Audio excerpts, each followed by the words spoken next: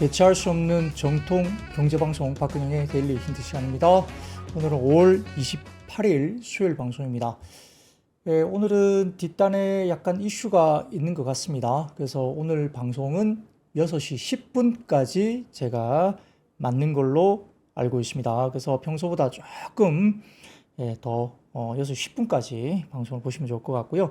어제 제가 개인적 사정으로 방송이 조금 늦게 들어와서 일부 시청자분들께서 조금 아쉬웠다, 왜 이렇게 안 오냐 이렇게 말씀 주신 분들이 계셨다고 하네요. 오늘은 뭐 그런 일은 없고요. 오히려 6시 10분까지 조금 더 길게 방송이 될 것 같습니다. 자, 그리고 지금 저희가 사전투표, 목금, 이번에는 토요일 날 투표가 없습니다. 사전투표 대선 아주 귀중한 한 표를 목금에 내일하고 모레 사전투표 하실 분들은 꼭 챙겨서, 토요일이 없기 때문에 목금 꼭 챙겨서 사전투표까지 하시면 좋을 것 같다는 말씀 드리겠습니다. 이게 뭐고 모르겠다님, 오빠 오늘은 천천히 달려 이렇게 말씀 주셔요. 어제 너무 시간이 좀 짧아가지고 조금 호흡이 빨랐던 것 같아요. 그러다 보니까 괜찮다는 분도 계시고 목도 좀 축이면서 천천히 하세요 했던 분도 계셨던 것 같은데요. 뭐 오늘은 뭐 평소대로 하겠습니다. 원래 제가 근데 엄청 느릿느릿한 그런 건 아니거든요, 성격이. 그렇기 때문에 좀 빠릿빠릿하게 또 가야 돼서 또 할 것도 많아요. 오늘 뭐 엄청나게 양이 많아서 또 해야 됩니다. 자, 그러면 시장 동향 먼저 말씀드리겠습니다. 코스피는 11.6포인트 상승 출발 보였습니다. 장 초반에 반도체와 소부장 강세 출발했던 가운데 2차전지, 리튬, 엔터, 미디어, 인터넷, 자동차, 액침 냉각, 의료 AI, 로봇, 자율주행, 정유, 양자 암호, 통신장비, 가상화폐 관련주가 상승 출발 보였습니다. 미국의 주식시장은 소비자 신뢰지수 급등에 테슬라 등 기술주가 상승세가 지속되면서 V자 반등세 지속됐고요. 사상 최고치 대비 지금 미국 시장은 약 5% 정도 남아 있습니다. 거의 다 올라왔죠. 그래서 전고점 인근까지 도달을 했다 보입니다. 자, 그리고 EU 관세 유예, 그리고 소프트 데이터 호조 영향인데 그건 좀 이따 제가 보여드릴 거고요.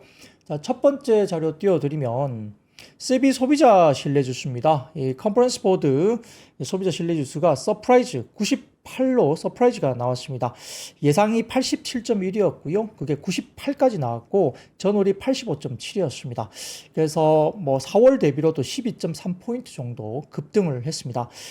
미중 관세 유예 영향도 있었고요. 어쨌든 최근에 이 부담스럽지 않은 쪽으로 어느 정도 약간 완화가 되면서 이 지표들이 굉장히 좋게 나오고 있다, 이렇게 나오고 있습니다. 자, EU 관세 유예 반영하면서 테슬라가 6.9%나 급등했는데, 뭐 관세 유예 때문에 테슬라가 급등했다기보다는 일론 머스크가 이제 테슬라 쪽에 24시간 내가 잠도 안 자고 일하는 쪽으로 복귀를 하겠다, 뭐 이렇게 이야기를 했기 때문에 오히려 여러 가지 어떤 뭐 우려를 불식시키는 그런 이야기를 좀 했기 때문에 그러지 않을까 생각이 들고 있고요. 뭐 역시 유럽에서도 고전하고 있습니다. 아직까지 뭐 잘 팔리는 것도 아닙니다. 그래서 일단 테슬라의 반등은 아마 거기에 좀 기인한 것이 아닌가 생각이 들고요. 엔비디아 등도 3.2% 상승하면서 기술주 상승폭이 확대됐습니다. 시장 금리는 다소 하락 안정세로 접어들었습니다.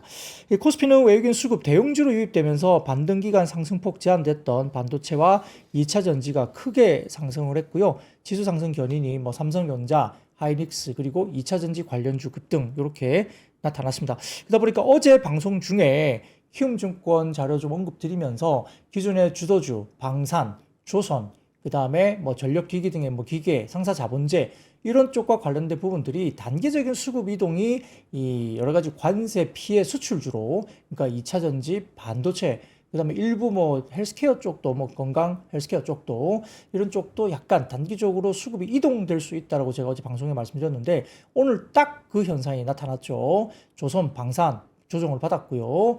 오히려 2차전지 급등, 그리고 반도체 상당히 좋은 모습 이렇게 나타났습니다.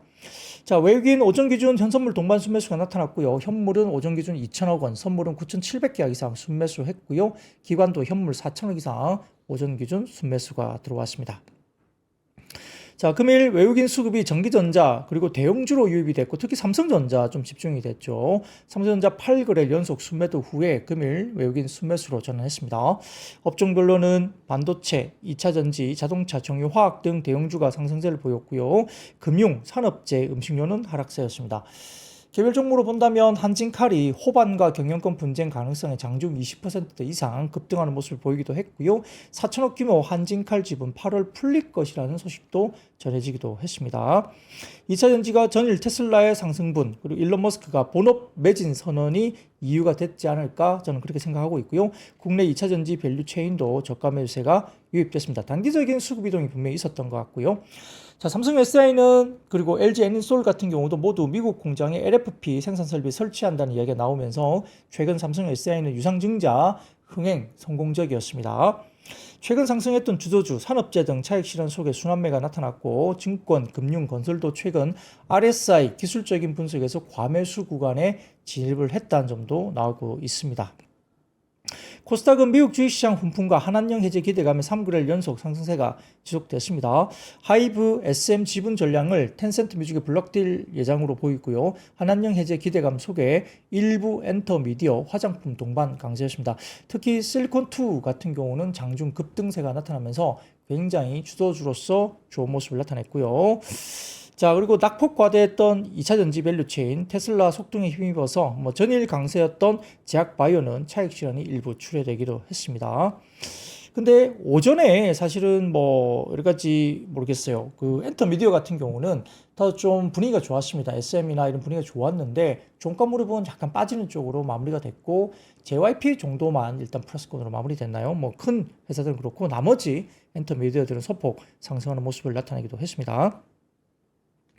자, 반도체가 엔비디아 실적 발표 기대감이 아직은 좀 남아 있고요. LFP 같은 경우는 K 배터리가 미국의 LFP 배터리 생산 라인 설치 예정이라는 소식도 들렸습니다.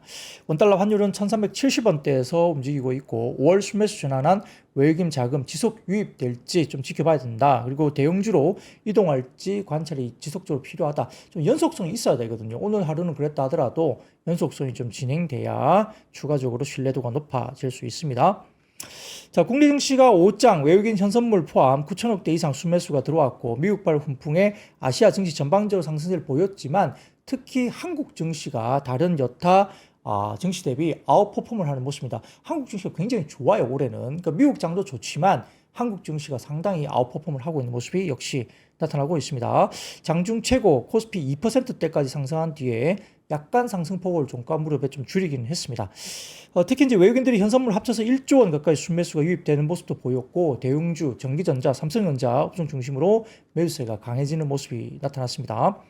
자, 글로벌 증시에서 코스피 여전히 밸류에이션 매력이 높은 상황이고요. 골드만삭스가 한국 증시 EM 가운데 한국 증시의 투자 매력이 상당히 높다라고 이야기를 했다는 점도 최근에 제가 방송을 통해서 자료를 보여드렸던 것 같고요. 글로벌 순환매 유입 가능성도 여전히 이야기되고 있고 원화 강세로 또 접어들었기 때문에 외국인들 수급도 기대할 만하다 이렇게 이야기가 나옵니다.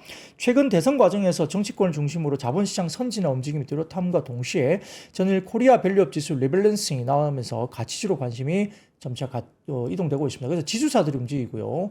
저 PBR 관련주에서 가치주 이런 부분들 관심이 좀 이동되는 게 확실히 보입니다. 지유사, 금융주 등의 저 PBR 종목들, 급등 종목들이 다수 출현됐고요. 반면 최근 모멘텀을 유입됐던 조선, 방산, 원전 테마들은 하락하면서 순환매 양상이 뚜렷하게 나타났습니다. 자, 조선, 방산, 원전 이런 섹터들이 이제 PER, 섹터 PER이 이제 20배가 넘게 올라왔습니다. 그래서 좀 많이 올랐다라는 점 때문에 경계를 할 필요가 있다라는 쪽도 있고요. 일부에서는 과거에 주도 섹터로서 버블이 좀 생겼을 때 PER 기준 한 25배, 30배 정도까지 갔던 그런 주도 섹터들이 그런 적이 많았다라는 점에서 아직까지 방산, 조선, 원전도 조금 더 남아있다는 의견도 일부 있습니다. 그래서 많이 올랐기 때문에 이제 2분기 지나고 3분기 정도부터는 반도체라든지 어떤 관세 피해 섹터들이 오히려 좀 주도 섹터를 하지 않느냐. 특히 반도체 중심의 반등세가 나올 수 있다는 점도 일부에서 주장이 되고 있고 아까 말씀드린 대로 여전히 주도 섹터로서의 흐름들은 아직은 PER 20배가 높게 올라오긴 했지만 과거 주도 섹터들이 한 30배, PER 30배 정도까지는 섹터가 주도 섹터로서 충분히 갔던 경험들이 많다라는 주장도 일부 있습니다. 그래서 일부 후보군으로 본다면 순환매에 따라서 주도 섹터 바뀔 경우에는 역시 반도체 이야기가 계속 나오고 있고, 그 외에도 뭐 헬스케어 이런 쪽과 관련된 부분들에 대한 주도 섹터의 어떤 가능성, 이 부분도 여전히 이야기가 나오고 있고요. 일부 내수 업종, 왜냐하면 대선 이후에 추경이 이루어지면서 일부 내수 관련된 쪽에 대해서도 일부 좀 움직임이 있을 수 있다는 점이고, 그 가운데서도 아까 말씀했던 여러 가지 저 PBR, 이 자본시장 선진화 움직임 이런 등등을 포함해서 가능성이 있다고 이야기를 좀 하고 있는 것 같습니다. 자, 뭐 이재명 후보가 코스피 5,000포인트 이야기를 할 때 삼성전자가 뭐 가격이 얼마 정도 갈 것인가 이런 논란이 여러 가지 있거든요. 그래서 삼성전자가 지금 뭐 PBR이 1배 미만으로 거래되고 있는데, 이게 뭐 다른 뭐 미국 증시에서 이렇게 IT 기술주들이 뭐 PBR 20배 뭐 이렇게 받고 있으니까, 뭐 산술적으로 생각하면 그러면 뭐 20배 정도까지 주면 얼마입니까? 지금 삼성전자 PBR 1배라 하더라도 20배 정도까지 받으면 어떻게 돼요? 미국 장처럼 그렇게 되면 얼마입니까? 지금 5만 원 치더라도 한 100만 원 정도 가는 거 아닙니까? 뭐 그러니까 이제 그렇게 많이 정말 그렇게 올라가게 되면 정말 코스피 뭐 5,000포인트 산술적으로는 가능하다 뭐 이런 논리는 되는 거죠. 뭐 근데 전자가 지금 가격에서 100만 원 간다. 야, 이건 뭐 상상하기가 좀 힘든, 아직까지는 좀 그런 상황입니다만, 그런 이야기가 나오고 있고, 어쨌든 자본시장 선진화에 대한 의지는 상당히 높다 이야기 나옵니다. 자, 주도 업종은 외국인 투자자 바스켓 매수가 유입되면서 반도체, 2차전지, 자동차 등에 그동안 소외됐던 시가총액 상위 업종 일제히 올라왔고요. 그래서 전반적으로 봤을 때는 삼성전자가 특히 뭐 다음 사진 하나 보여드릴게요. 자, 요 사진이 나옵니다. 두 가지인데, 자, 삼성전자가 처음으로 홍콩 증시에서 단일 종목 2배 레버리지 인버스 추종 ETF가 출시됐습니다. 오늘 이게 좀 영향을 미친 것이 아니냐는 일부 이야기도 좀 있었습니다. 이게 홍콩 증시에서 이제 레버리지 인버스 추종 ETF가 나오면서 오히려 이제 좀 레버리지 쪽으로 오는 배팅이 좀 들어갔다, 뭐 이런 이야기도 조금 시장에 살짝 이야기가 있더라고요. 그 영향인지는 모르겠습니다만 그런 것을 조금은 이유로 잡는 쪽도 있다는 겁니다. 하이닉스도 꽤 올랐고요. 한미반도체, 테크윙, 하나머티리얼즈, 하나마이크론, 한솔케미칼, 뭐 두산테스나 관련 등등 종목들도 꽤 괜찮았습니다. 자, 2차전지 업종은 일론 머스크 CEO 복귀에 따라서 전일 테슬라가 7% 가까이 급등하면서 밸류체인 전반 기대감이 확산됐습니다. 아까 말씀드렸던 자본시장 정책 기대감, 밸류업 지수 리밸런싱 때문에 SK, 한화, HD 현대, SK 스퀘어 등이 강세를 보였습니다. 건설주 역시 저 PBR, 업종 턴라운드 기대감, 그리고 원전 관련 엮인 종목들, 현대건설, 뭐 GS건설, 뭐 이런 종목들도 일부 대우건설 등도 추세가 지속이 됐습니다. 업종의 상승 탑3는 전기전자, 화학, 금속이었고요. 업종의 하락 버텀3는 기계, 장비, 운송 장비 부품, 오락, 문화 정도로 볼 수 있습니다. 자, 오늘 시장이 그렇게 약간의 수급적인 이동이 있었다, 이렇게 보이는 상황이고요. 연속성에 따라서 이게 정말 믿을 만한 수급 이동이냐, 아니면은 단기간에 오늘 하루 정도 잠깐 땡겨간 것이냐, 이걸 좀 봐야 될 것 같고요. 그래서 기본적으로 연속성에 대한 부분들을 꼭 체크를 해보셔야 된다. 이게 상당히 중요한 이야기가 될 것 같습니다. 등골아빠님, 실리콘투, 로미노님, 저 실리콘투 있어요. 쉽나요? 말씀 주시네요. 네, 축하드립니다. 주가들이 꽤 올라와서 관련된 어떤 의지를 가지고 꽤 또 보유를 하고 계셨던 것 같아요. 예, 그런 것들 좀 말씀들 쭉 주시네요. 글쎄요, 오늘 특히나 실리콘2가 혼자서 좀 많이 올랐어요. 지금 화장품이 다 많이 오른 건 아니었고요. 실리콘2가 오늘 좀 눈에 띄게 많이 올랐기 때문에, 특히 유럽 시장에 대한 성장 기대감 때문에 그런 거거든요. 그래서, 그런 부분에서 역시 오늘 실리콘2가 상당히 눈에 띄게 급등세가 나와서 아마 좀 신나 하시는 것 같습니다. 자, 그런 것들도 얼마나 더 갈지 모르겠지만, 아직까지 2분기 실적 나오기 전까지는 조금 더 긍정적으로 좀 기다려도 되지 않을까? 2분기 실적까지가 상당히 좀 좋아 보여요. 2분기 실적까지 기대감이 좀 높게 있다는 점에서 조금 더 기다려 볼 만하다. 가격은 얼마까지 갈지 모르겠습니다만 조금 더 갈 만하다, 이렇게 좀 보입니다. 그런 것들 중심으로 좀 보시면 좋을 것 같습니다. 이종욱님, 개미들을 위해서 열심히 정리해 주시는 부장님 화이팅입니다. 말씀 주셔서 저도 정말 감사드립니다. 양말님이 맛있는 거 사오신다고 그러네요. 네, 기다리겠습니다. 제가 차나 다른 것도 맛있는 거 사드릴게요, 오시면. 자, 그러면 한두 가지 이야기를 좀 더 드리겠습니다.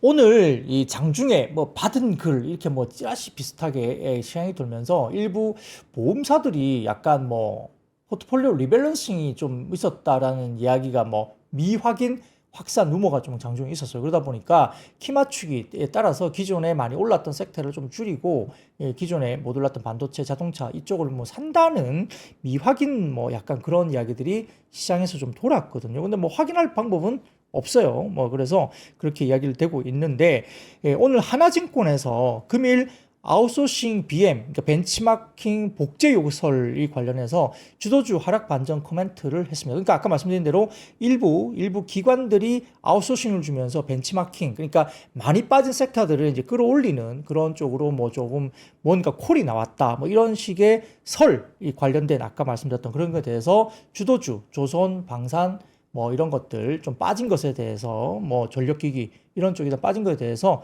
코멘트를 했어요. 자, 주도주는 반등할 것이다. 오히려 주도주 눌림목 기회 논리가 여전히 있다고 하나증권은 이야기했습니다. 한국의 기업이익이 2분기 실적이 부진합니다. 관세라든지 원화 강세 등이 영향을 받을 건데 성장주 희소성이 부각될 것으로 보고 있고요. 호실적 업종이 매우 타이트한 상황이다. 별로 없다는 겁니다. 대안이 부족하다는 거예요. 그래서 조선, 방산, 유틸리티, 뭐 원전 같은 경우죠. 그리고 건설, 화장품, SK 하이닉스 이런 종목 이제 관련된 섹터 종목들이 이제 눈에 띄게 들어올 수밖에 없는데 6월 윈도우 드레싱 효과가 클 것으로 본다면서 현재 주도주 차익 실현은 다소 좀 빠른 타이밍으로 본다는 겁니다. 오히려 6월 실적주 등 주도주 급등 계절성도 있다는 거고요. 자, 주도주의 반락 시장 논리가 있는데 하반기가 다가오고 있다. 그래서 세론 우려가 있다는 거죠. 7월 로테이션 장세 계절성은 일부 있을 수는 있지만 그 정도와 시기는 적고 짧다고 보는 것 같고요. 로테이션 장세와 연관된 주가 낙폭 과대 팩터는 11월 들어서야 급반등한다. 그러니까 이렇게 섹터 주도주가 바뀌면서 뭔가 섹터 로테이션이 나타나는 것은 지금은 좀 이르고 이 부분에 대해서는 낙폭 과대 팩터가 주로 11월 정도 되면서 4분기 접어들면서 조금 그런 부분들이 급반등이 나온다고 하나증권 콘트연구원은 이야기를 했습니다. 외국인들이 오늘처럼 강한 매수를 보일 것이고 외국인 매수는 로테이션 장세의 가장 큰 트리거가 되는데 결국 그게 뭐냐면 연말에 쇼커버라든지 그다음에 반도체 수급, 스펀지 효과 이런 것들이 연말에 나올 수 있다는 겁니다. 원화 강세가 진행된 것은 이미 2달째인데 갑자기 지구부터 뭐 이쪽으로 매수한다? 외국인 매수가 확실한가? 뭐 이런 부분인데요. 최근 글로벌 반도체 신규 수요가 좀 확인이 필요한 부분이 있고요. 결론은 타이밍상 여러 가지 부분에서 좀 헷갈리는 부분이 좀 있는데 일단 점차 하반기 도래에 따라 시장 참여자들의 수익 확정 요구에 따른 기존 주도주의 단기 변동성은 좀 일부 있을 수도 있다. 많이 올랐기 때문에 그럴 수 있지만 추세성을 생각해 보면 한국의 기업 실적이 가장 중요할 것으로 보고 아직까지는 아까 말씀드렸던 뭐 조선, 방산, 유틸리티, 건설, 화장품, SK 하이닉스 이렇게 매우 호실적 업종이 타이트하고 다른 대안이 없다고 본다면 여러 가지 부분에서 역시 현재는 미국과 중국 대비 실적 모멘텀이 떨어지는 시기가 맞기 때문에 성장의 희소성이 더 중요한 이슈라서 아직까지 주도주가 완전히 꺾이기에는 조금 빠른 시점이다 라고 봤습니다. 그래서 주도주의 눌림목은 오히려 기회라고 판단한다는 하나증권의 장중 코멘트가 있었습니다. 그래서 삼성전자 또는 기타 업종들의 실적 반등 등의 대안이 나오기 전까지는 주도주를 오히려 빠졌을 때 좀 사야 된다 이런 논리인 것 같은데요. 삼성전자 같은 경우는 파운드리가 지금 최근에 좀 변화가 있다는 이야기 슬슬 들리고 그래서 키움증권이 3분기부터는 반도체가 주도를 할 것이다. 기존 주도주 2분기까지는 아직은 여전히 조선, 방산, 유틸리티 뭐 이런 걸 봐야 된다. 이런 이야기를 했다고 하는데요. 조금 더 시간이 걸릴지 어떨지는 좀 봐야 되겠습니다. 아무튼 지금 많이 헷갈리고 있어요. 주도주가 많이 올랐으니 좀 바꿔야 된다는 것과 아직도 주도주는 여전히 좀 더 이어질 것이라는 쪽이 여전히 팽배하게 시장의 이야기들을 하고 있습니다. 자, 그런 것들 말씀해 주시면 좋을 것 같고요. 자, 그리고 그 다음 표입니다. 코스피 200 지수 편출 종목입니다. 이 보시면 위쪽은 코스피 200 지수 편출 종목, 아래쪽은 코스닥 150 지수 편출 종목인데요. 지금 코스닥 200과 코스피 200과 코스닥 150 편출입 종목이 6월 13일 날 정기 변경 예정입니다. 그래서 편입과 편출을 잘 보시고요. 코스피 200 편입은 영풍, 동원산업, DN 오토모티브, HDC, 그다음 한국카본, 지역난방공사, 미원SC, 현대마린솔루션 이런 것들이 있고요. 코스닥 150 지수 편입은 성광밴드, 동성화인텍, 한국기업평가, 솔리드, 제우스, 위메이드맥스, 하이젠 R&M, 퓨어옵틱스, 태성 등이 편입으로 보입니다. 특히 편출 같은 경우도 좀 조심해야 되겠죠. 편출이 되니까 약간 좀 조심은 해야 되는 걸로 보이기도 합니다. 요거는 3프로TV 앱에 들어오셔서 시내 자료실에 제 자료를 다운로드 받으시면 보실 수 있습니다. 자, 그리고 그 다음입니다. 다음 표 보이시면 코리아 밸류업 지수 편출입 종목도 나왔습니다.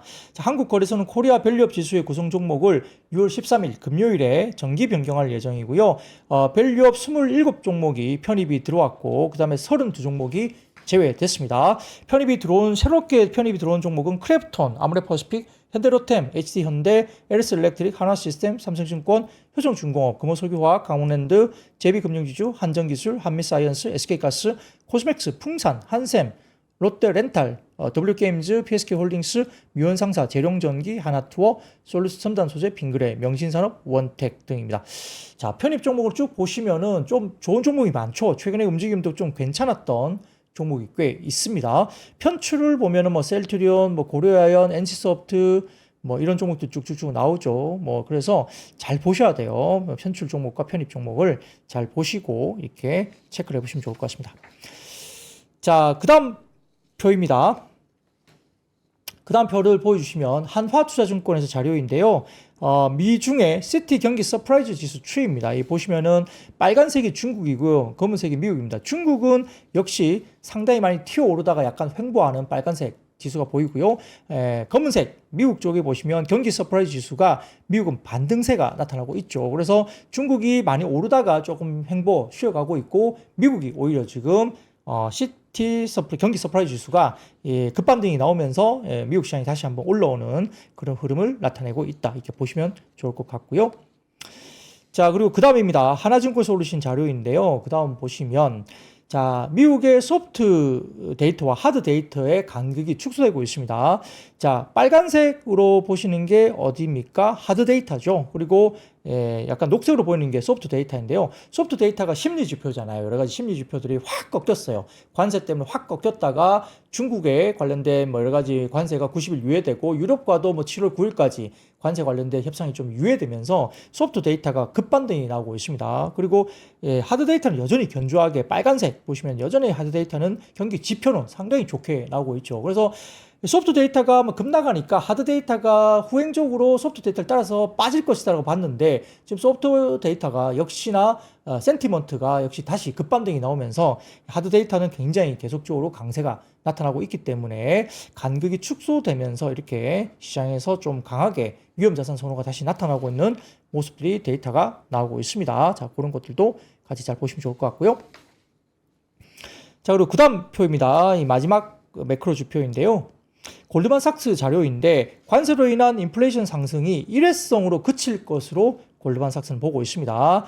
자, 골드만삭스의 포캐스트가 빨간색으로 표시되어 있는데 지금 액추얼 실제 인플레에 관련된 지표가 이렇게 쭉쭉쭉 나오다가 살짝 고개를 들겠지만 관세 이슈로 고개를 들겠지만 실제로 핵심 PCE 기준 물가 상승률은 하반기 일시적으로 3.6%까지 반등할 것으로 보이긴 하는데 팬데믹 이후의 급등세와 미시간대 소비자 인플레이션 기대치가 다시 고점을 돌파한 상황과 맞물려서 시장의 불안을 단기적으로 자극을 할 수는 있겠지만 이번 인플레이션 반등이 일회성 수준에 그칠 것으로 판단을 하면서 결국 꺾인다고 보는 거죠. 그래서 빨간색 수율을 보시면 25년 하반기에 살짝 올라가다가 이렇게 다시 꺾이는 걸로 봤습니다. 26년 접어들면서 역시나 단기적으로 끝날 가능성이 높다고 보는 것 같습니다. 그래서 어쨌든 이런 부분에 대해서 현재 인플레이션 고착화 우려가 재부상할 여지는 일부 있지만 단기적으로는 어쨌든 관세로 인한 인플레이션 상승이 일회성에 그칠 것으로 평가를 하고 있습니다. 뭐 이렇게 되면 다행이죠. 네.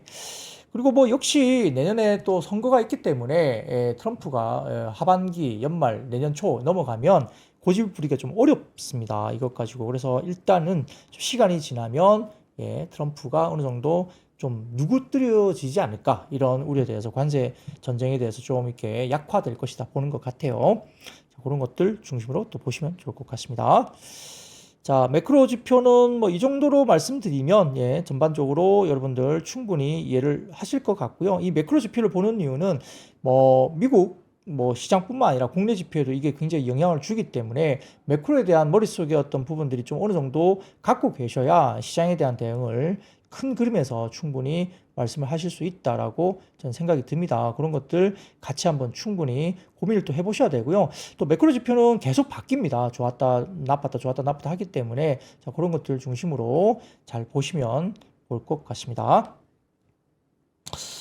자, 등골 아빠님께서 근영이 형은 결혼 반지 끼고 다니시네요 말씀 주시는데요. 결혼했으니까 결혼 반지를 끼는 겁니다. 결혼했는데 결혼 반지 안 끼는 분들은 잘 모르겠습니다. 네, 심리를. 저는 결혼했으니까 결혼 반지를 끼고 다닌다고 당당하게 말씀드리겠습니다.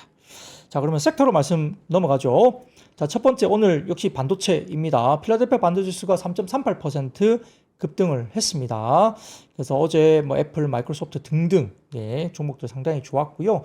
엔비디아 실적 발표가 현재 시간 28일 예, 발표가 예정입니다. 블룸버그에 따르면 엔비디아의 이번 분기 실적 컨센서스는 조정 EPS가 0.88달러, 매출은 433억 달러로 전년 동기 대비 각각 EPS는 44%, 매출은 66% 증가한 수준으로 추정을 했습니다. AI 서브 수요가 여전히 견조하다는 점에서 높은 성장률이 지속될 것이라고 봤고요. 어닝 서프라이즈 예상에 대해서 좀 더 무게를 두고 있다라고 보입니다. 자, 일부 언론에 따르면 SK하이닉스가 올해 4분기부터 HBM4 12단 제품을 대량 양산해서 엔비디아에 공급할 계획으로 알려집니다. 삼성전자보다 좀 빠르게 진입을 한다라고 좀 뉴스는 나오는 것 같아요. 엔비디아가 루빈 플랫폼의 출시 일정, 공급 물량을 확정하는 대로 양산에 돌입할 예정으로 보고 있고, 하이닉스는 올 하반기 완공되는 청주 M15X 팹에도 양산 라인을 구축할 것으로 보고 있습니다. 자, 그런 것들 때문에 이 10월 정도에 양산에 돌입할 수도 있고요. 7, 8월에 장비 발주를 진행할 수 있다고 봤습니다. 그래서 이 SK 하이닉스도 지금 장비 발주가 나오죠. 그리고 삼성도 장비 발주가 나옵니다. 그렇기 때문에 장비주들에 대한 분위기가 하반기 되면 좀 꽤 괜찮을 수 있다는 이야기가 슬슬 나오고 있죠. 반도체 소부장 장비주 잘 좀 보시자 이야기를 보고 있습니다. 자, 그리고 그 다음 표입니다. KB증권 자료인데요. 삼성전자가 과거 PBR 한 배 하회했던 사례가 나오는데요. 왼쪽 보시면 100으로부터 시작해가지고 PBR이 한 배 하회했던 사례를 보시면 노란색으로 보이는 이 실선이 지금 2024년 10월 이후에 삼성전자의 흐름이고요. 위쪽에 보시면은 뭐 2008년, 2014년, 2018년, 2011년, 2015년 쭉쭉쭉 나와 있습니다. 근데 대부분 보시면은 지금 어떻습니까?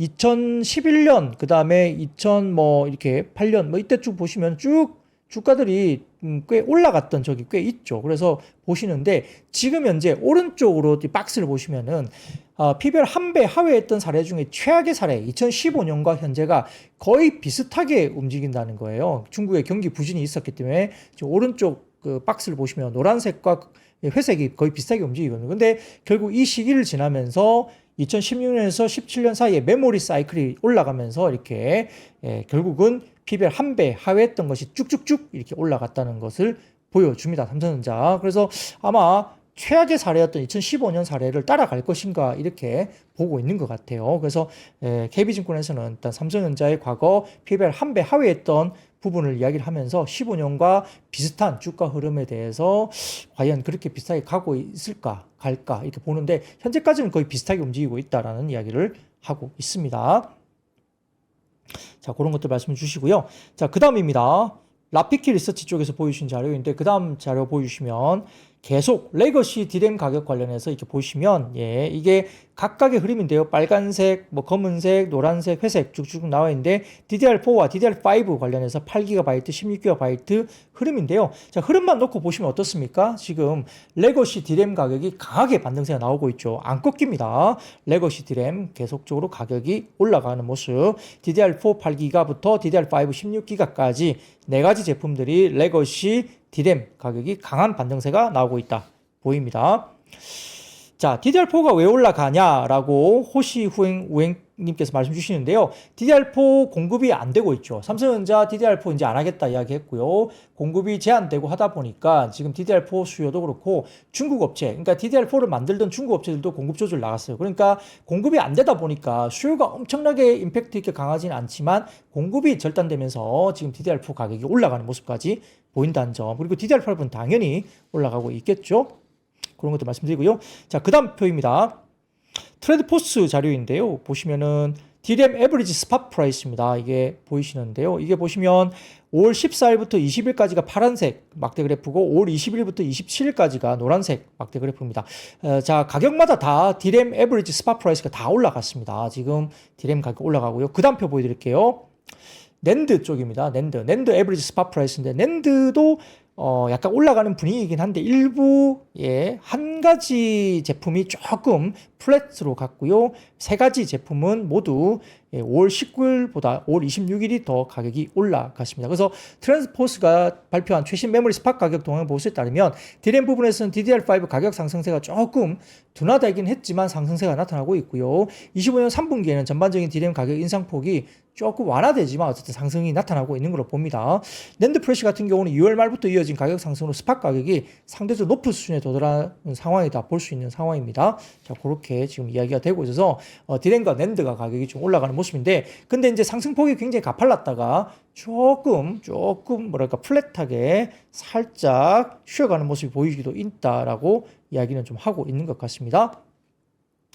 자, 어떻게 뭐 관망하는 태도가 나올지 아니면 더 올라갈지도 좀 봐야 되는 관망 포인트가 있는데, 아무튼 DRAM과 낸드 가격이 최근에 꽤 올라왔다라고 보입니다. 자, 그러면 그 다음입니다. 그 다음 파이낸셜 타임즈의 헤드라인 보여드리겠습니다. 엔비디아의 공급업체들이 AI 렉 문제 해결을 했다. 그래서 매출 확대 탄력을 받는다 이야기 나옵니다. 파이낸셜 타임즈에 따르면 엔비디아의 공급업체들의 블랙웰 서버와 관련된 렉 단위 문제를 해결함에 따라 GB200의 본격적인 출하가 가능해졌다고 보입니다. 그래서 중국에 대한 공급에 대한 이슈, 부정적인 이슈가 어느 정도 메이크업이 되면서 이쪽 관련해서 엔비디아의 아주 훌륭한 매출이나 실적 성장이 충분히 나올 수 있다 이야기 되죠. 그동안 생산은 냉각 시스템이나 소프트웨어, 인터커넥트, 연결 기술과 관련된 결함으로 지연이 됐지만 폭스콘과 데일 등 공급업체들이 현재 생산이 본격적으로 확대되고 있다고 밝혔기 때문에 AI 렉 문제가 해결됐다고 보면서 매출 확대에 탄력이 붙을 것이라고 이야기를 하고 있습니다. 자, 그리고 참고적으로 모건 스탠리 같은 경우는 삼성전자가 엔비디아의 중국용 AI 칩에 GDDR7 공급을 할 것으로 골드만삭스는 발표를 했습니다. 그래서 삼성전자의 매출 관련해서 약 5,200억 정도가 1차적으로 매출 예상한다 보는데요. 28일 모건 스탠리 보고서에 따르면 엔비디아는 오는 7월 미국의 대중 규제로 수출이 막힌 H20의 하위 버전인 B40을 출시합니다. B40은 미국의 대중 반도체 규제를 피하기 위해서 HBM이 아닌 96GB의 GDDR7 메모리 반도체를 탑재할 것으로 알려지는데, 여기에 삼성전자가 들어간다고 모건 스탠리는 이야기를 했습니다. 현재 삼성전자가 엔비디아 GDDR7을 공급하는 유일한 업체라고 평가를 했고요. 하이닉스하고 마이크론은 올해 하반기에 좀 더 트라이를 해볼 가능성이 있다라고 이야기를 하고 있습니다. 그러니까 삼성전자의 기회가 분명히 되고 있다고 보이는 거죠. 그래서 아까 보면 역시 HBM4 같은 경우는 하이닉스가 좀 더 앞서는 분위기가 나타나기 때문에 뭐 하이닉스도 괜찮고요. 그 다음에 삼성전자는 너무 밸류가 싸죠. 그래서 안정감이 있는 상태에서 여러 가지 부분에서 뭐 레거시 메모리 반도체 가격도 올라가고, 그 다음에 지금 GDDR7을 공급하는 유일한 업체로서 들어가는 것도 긍정적이고, 파운드리도 지금 닌텐도의 뭐2 그 제품도 파운드리 쪽을 받았기 때문에 파운드리의 적자가 또 이렇게 줄어들 수 있는 계기가 될 수 있다, 이런 이야기 계속 나오면서 파운드리의 턴어라운드 이런 것도 나오고요. 뭐 이런 것들이 있다 보니까 또 HBM3E의 8단 12단 관련된 이야기가 3분기 정도 나올 수 있다, 뭐 그런 것들이 있으면서 전자도 너무 싼 국면에서 반등세가 나올 수 있다, 이렇게 이야기가 되는 거거든요. 그러니까 3분기 이후에 반도체에 대한 이야기, 그리고 아까 삼성전자나 SK하이닉스가 결국 장비 발주가 나온다 말씀드렸잖아요. 3분기, 4분기 장비 발주의 가능성이 있다고 보면 장비주들 관련된 이슈가 반도체 소부장이 3분기 이후, 그러니까 발주가 나오기 전에 한 3개월에서 6개월 정도 빨리 움직이잖아요. 그러니까 반도체 관련된 장비 발주 관련된 모멘텀, 이 관련해서 반도체 장비주, 뭐 그러면 소부장들이 움직인다는 거예요. 그러면 뭐 반도체, 하이닉스, 삼성전자 이런 것들이 주도를 하면서 소부장까지 3분기 이후에 주도 섹터로 나설 수 있다는 논리, 그것도 사실은 설명이 좀 되지 않을까, 이런 생각도 해봅니다. 그래서 그런 것들도 한번 고민을 해봐야 되는 그런 자리가 아닌가 생각이 듭니다. 더 스타디를 많이 하고요. 또 수급 이슈를 잘 면밀하게 좀 체크를 해야 되겠다 싶습니다. 예. 자, 그래서 기존에 우리가 주도 섹터였던 방산, 조선 뭐 이런 것들이 더 갈지, 반도체로 바뀔지, 이것도 상당히 어떤 변곡점이 뭔가 트리거가 나올 텐데, 자, 그거를 면밀하게 좀 봐야 되겠죠. 자, 그러면 두 번째 오늘 관련된 2차 전지 쪽입니다. 자, LG엔솔, 삼성 SDI가 미국 공장에 전기차용 LFP 배터리 생산라인 설치 소식이 있었고요. 테슬라가 7% 가까이 급등하면서 2차 전지주가 일단 올라왔고, 수급적인 이슈예요. 오늘 급등한 것은 수급 이슈입니다. 뭔가 엄청난 것이 나와서 올라간 게 아니에요. 그래서 그런 것들은 그냥 참고를 하시면 좋을 것 같고요. 테슬라가 어차피 지금 일론 머스크가 정치 대신 회사 업무에 집중하겠다고 선언을 했기 때문에 주가가 급등한 겁니다. 그래서 24시간 일하는 쪽으로 내가 돌아가겠다 이 이야기 했기 때문에, 이 때문에 결국은 역시 테슬라가 반등 나오면서 2차 전지에 대한 수급이 일단 52주 신저가가 막 수두룩했기 때문에 일단 급반등이 나왔다 볼 수 있는 상황이고요. 미국의 로보택시 업체인 포니 AI도 두바이 교통국가 로보택시 운영에 합의했다고 이야기 또 나왔습니다. 그래서 2차 전지 리튬 관련주가 오늘 좀 뛰었고요. 자율주행차 관련주도 뛰었고요. 로봇 AI 관련주들도 오늘 관련들이 상승을 했습니다. 자, KB증권에서는 오늘 리포트를 내면서 현 시점 가장 고민인 섹터가 2차 전지라고 하면서 여러 가지 부분에서 극단적인 소외주로서 2차 전지 업종에 대한 관심을 조금 재개할 시점에 대해서 고민을 좀 해야 될 시점이다. 이렇게 이야기를 했습니다. 그래서 숏 관점에서 2차 전지를 숏치고 더 막 급락시키고 이런 관점은 접근을 유보로 해야 되고, 2차 전지에 대한 스타디, 뭔가 좀 접근을, 긍정적인 접근을 할 만한 스타디를 재개할 시점으로 판단한다라고 평가를 했습니다. 하나증권에서도 최근에 아주 좀 보수적으로 봤던 하나증권도 적정 주가 대비 한 90% 정도 수준이기 때문에 단기적인 트레이딩도 충분히 가능한, 그러니까 아래쪽으로 보고 하방으로 놓고 지금 트레이딩 할 만한 자리는 아니다. 다만 올라가는 부분에서 적정 주가 대비 한 90% 정도 수준이기 때문에 상방에 대한 부분도 조금 막혀 있긴 하지만 하방을 놓고 숏을 치거나 하방으로 굉장히 많이 급락할 것으로 보기에는 좀 아니고요. PER 20배 정도 기준을 봤을 때 적정 주가 대비 한 90% 정도 수준의 주가 수준이다라고 하나증권도 그렇게 최근에 리포트가 나오기도 했습니다. 자, 2차 전지는 아직까지는 업황 턴어라운드가 본격화되지는 않았습니다. 그렇기 때문에 조금은 너무 높게 어떤 목표, 타겟을 잡고 매매하기는 조금 어렵지 않느냐. 아직까지는 좀 그런 생각이 좀 듭니다. 근데 어차피 시장은 수급이 깡패입니다. 수급이 깡패이기 때문에 수급이 땡기면 또 쇼커버가 나올 수밖에 없겠죠. 그러면 생각보다 또 높은 상승률이 나올 수도 있다는 점도 유념을 둬야 되는데, 일단 수급 추이를 좀 잘 보셔야 될 것 같습니다. 자, 세 번째입니다. 오늘 석유화학주도 올라왔어요. 상당히 좀 많이 눌려있던 섹터도 석유화학입니다. 시한투자증권 보고서를 통해서 국내 유가 하락 및 천연가스 강세로 국내 NCC의 ECC 대비 원가 경쟁력을 회복할 것으로 이야기를 했습니다. 올해 납사와 에탄 배수가 저유가로 호황기였던 시기와 유사한 5배까지 하락했다고 평가를 했어요. 다운사이클을 이야기했던 원인 중에 하나인 고유가가 저유가로 전환이 됐고, 원가 경쟁력이 중요한 범용 화학 산업에서 NCC 경쟁 열의는 해소되는 국면이다라고 신한투자증권에 평가를 했습니다. 자, 그 다음 표 하나 보여드리겠습니다. 네, 납사와 에탄 가격의 상대 가격 추이인데요. NCC 경쟁력이 더욱 높아지는 구간으로 보고 있죠. 자, 그런 것들 경쟁력이 나왔던 부분이고요. 자, 아울러서 무역 구조상 화학은 미중 분쟁의 피해 산업이죠. 단기간 내 갈등이 완화되기 어렵지만 우려의 정점을 통과한 상황에서 상호간세 인하 등의 분쟁 완화라는 방향성만 보인다면 유축됐던 수요와 심리가 회복될 것을 분석해서, 그러면 지금 화학 업종들이 조금 더 사야 되는 것이 아니냐 이렇게 이야기를 합니다. 그래서 최근에 보면은 중국의 관세 전쟁에 대응하기 위해서 부양책을 실시할 예정으로 보고 있는데, 수요 회복의 반등이 필수적인 상황에서 이구 환신, 특히 이구 환신은 자동차하고 가전 등이 급반등을 했죠. 그뿐만 아니라 최근에 의류, 신발 등의 분야도 회복되면서 관련 화학 제품군의 개선이 기대된다고 설명했습니다. 일부 지금 의류주도 상당히 주가들이 꽤 올라온 모습들이 꽤 보이고 있죠. 자, 그런 부분들 보이는데요. 오늘 LG화학에 대한 수급도 상당히 좋았거든요. 자, 그 다음 표 하나 보여드릴게요.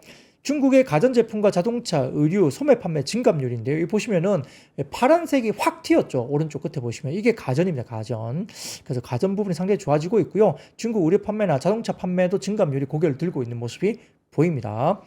그리고 공급 부담은 여전하다고 보이기 때문에 추세적인 반등 가능성은 제한적이 있다는 점도 여전히 들고는 있지만, 불황이 장기화됨에 따라 원가 경쟁이 여류에 있던 설비들의 폐쇄가 본격화되면서 구조조정이 또 나서고 있다는 거죠. 그래서 공급 과잉 정도는 조금 더 완화 쪽으로 갈 수 있지 않느냐 조심스럽게 이야기를 했습니다. 자, 그 다음 마지막 표 하나 보여드리면 요겁니다. 자, 화학업체 평균 12개월 선행 PBR입니다. 이 짙은 파란색인데요. 엄청나게 PBR이 빠져 있습니다. 지금 평균 PBR이 선행 PBR이 지금 0.5배를 하회하고 있습니다. 2009년 이후로 최저까지 빠져 있죠. 그렇기 때문에 밸류에이션 상에서 본다고 한다면 여기서 뭐 더 많이 빠질 자리가 있겠느냐 할 정도까지 빠져 있다는 점이죠. 그래서 뭐 주가는 튀어도 충분히 가능하다라고 평가를 하는 것 같은데요. 근데 업황 턴어라운드가 일단 나와야 되는 거죠. 그리고 최근에 SO일 같은 경우도 어제인가요? 급등했죠. 최근에 급등을 했는데 SO일도 컨빅션 바이가 나오면서 너무 극단적인 저평가로 평가를 하면서 SO일도 튀었다는 점 좀 눈여겨보시면 좋을 것 같습니다. 네, 어렵죠. 화학 섹터가 상당히 좀 어렵습니다. 특히 이제 중국 시장 영향을 많이 받고 있고요. 수요나 이런 것들, 그리고 중국 쪽의 가동률이라든지 이런 것들도 있기 때문에 상당히 좀 어려운 섹터이긴 합니다.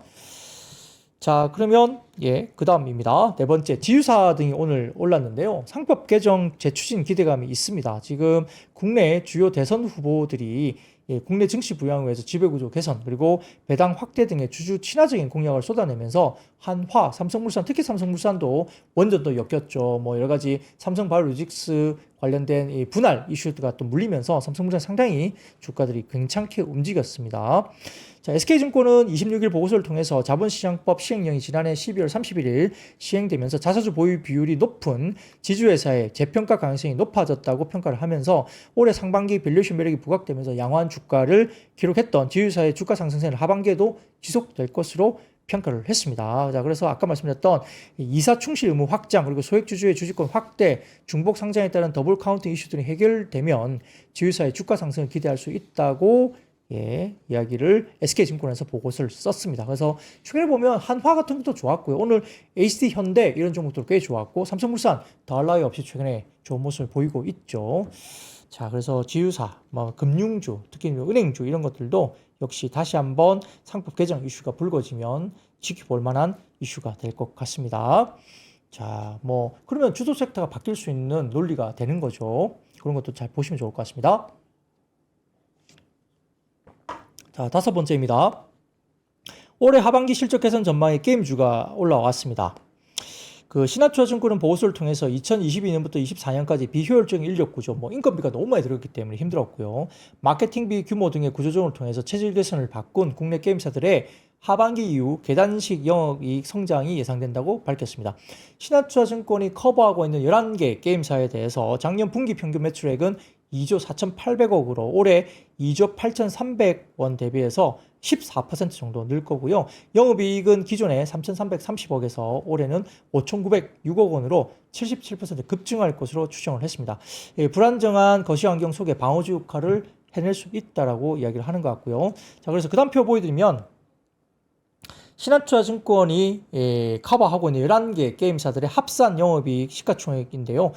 파란색 쪽이 시가총액이고 오른쪽에 약간 하늘색처럼 푸르게 보이는 쪽이 게임 커버리지 합산 영업이익 흐름입니다.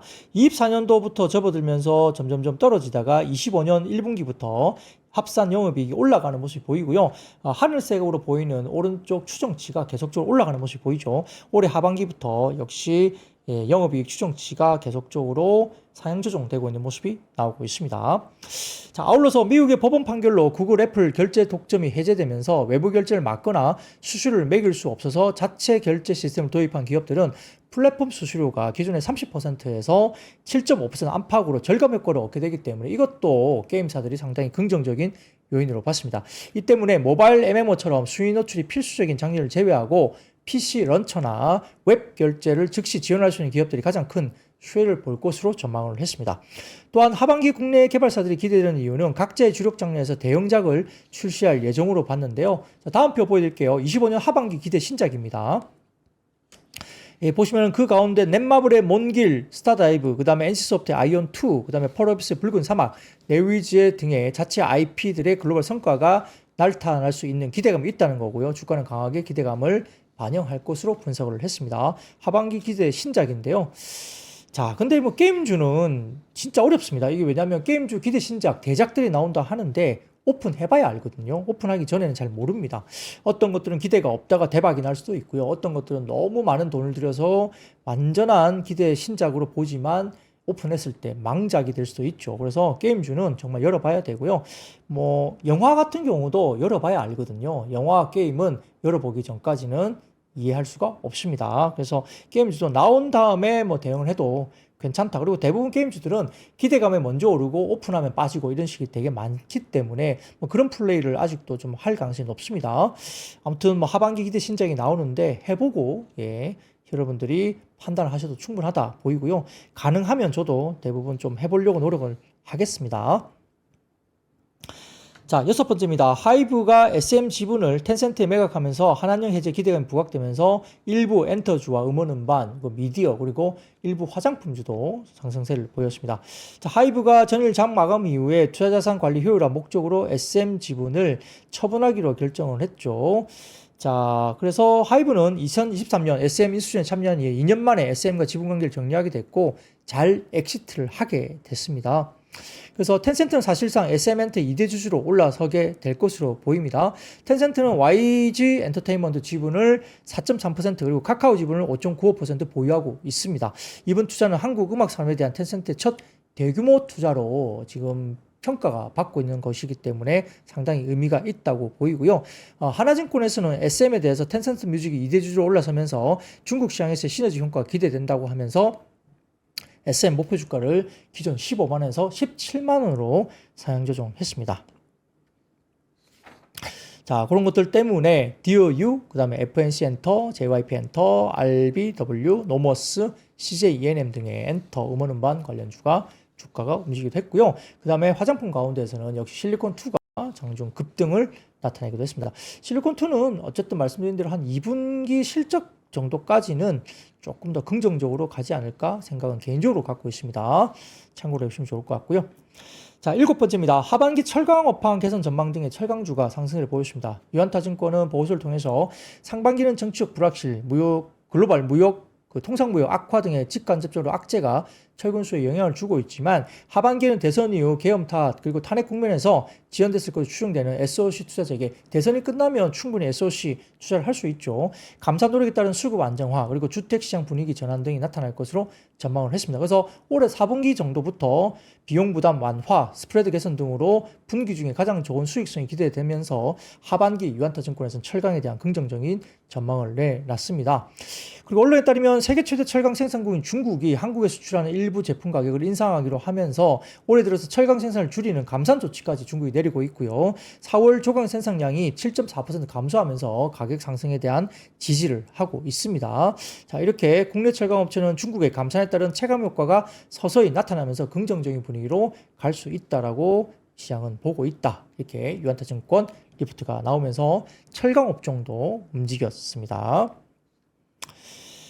자, 8번째입니다. 경기 부양책과 금리 인하 기조 등의 건설 업황 개선 기대감에 건설주가 올라왔는데 건설주는 지금 실적들이 꽤 괜찮았어요. 굉장히 국내 건설기기 재건축 재개발 관련된 부분에 대해서 굉장히 보수적인 집행을 하고는 있지만 숫자가 잘 나오고 돈이 되는 사이트에 집중하고 있는 모습을 보이고 있고요. 그리고 일부 현대건설 등을 포함한 대우건설, GS건설 등이 원전 관련과 또 엮이면서 굉장히 좋은 모습을 보이고 있죠. 근데 국내 주택 관련된 부분은 경기가 안 좋습니다. 왜냐하면 지금 시멘트 관련된 쪽이 지금 계속적으로 빠지고 있는 지표가 나오거든요. 시멘트가 굉장히 안 좋아요. 지표들이 시멘트 관련 지표가 굉장히 안 좋습니다. 그렇기 때문에 주택 지표가 좋다고 보기는 좀 어려워요. 국내 같은 경우는. 근데 아마 원전이 좀 엮이면서 지금 최근에 그리고 여러 가지 부분에서 대선이 끝나고 나면 SOC 투자나 이런 것들이 나올 수 있기 때문에 그런 것들에 대한 기대감이 여전히 주택 관련된 부분도 엮이면서 건설주가 좀 올라온 것이 아니냐. 특히 원전 영향력이 좀 컸다라고 저는 보입니다. 자, 그리고 9번째, 퓨리오사 AI가 오는 7월 국내 대기업에서 AI 반도체 레니게이드 공급 소식이 관련주로 언급이 되고 있습니다. 자, 그래서 퓨리오사 AI의 레니게이드가 국내 대기업의 본격 공급에 물꼬를 트게 되면 국내 시장에서 추가 고객사 확보도 훨씬 더 수월해질 것이다 보고 있는 것 같고요. 특히 이 관련해서 업계에서는 LG가 될 것으로 지금 보고 있는 것 같아요. 레니게이드 공급 업체가 해당 고객사가 가능성이 LG 쪽이 아닐까라고 시장은 추정하고 있는 것 같습니다. 거기다가 지금 JW 자산운용과 코난 인베스트먼트가 공동 운용하는 JW 코난 AI 넥스트 리더 펀드와 퓨리오사 AI 간의 투자 계획이 체결됐고요. 여기에 MDS 테크와 BQ AI가 국내 AI 반도체 산업의 성장 가능성을 높이 평가하면서 퓨리오사 AI와 협력을 했다. 이런 이야기가 나오면서 MDS 테크 관심을 받았습니다. 그래서 4x4, DS 인베스트먼트, 엑스페릭스, 나우 IB, 토마토 시스템 등의 퓨리오사 AI 관련주들이 주가들이 움직였습니다. 자, 마지막으로 체코 정부가 한수원 원전 계약 10월 총선 이후로 연기 가능성이 언급되면서 원전주가 하락세를 했고요. 주가들이 너무 많이 올랐기 때문에 이걸 핑계로 좀 조정이 나온 것 같습니다. 자, 다만 한국 수력 원자력은 체코 신규 원전 계약이 10월 이후로 연기될 수 있다는 보도에 관련해서 가능한 빨리 체결했다고 하면서 체코 정부의 기존 입장에 변함이 없다고 밝히긴 했습니다만 최근 주가들이 꽤 많이 급등한 상황에서 일부 차익 실현 빌미가 됐다 정도로 말씀을 드리겠습니다. 자, 6시 10분 가까이 시간이 됐습니다. 오늘 준비한 이야기는 여기까지고요. 내일도 웃는 얼굴로 찾아뵙겠습니다. 여러분 아시죠? I see you.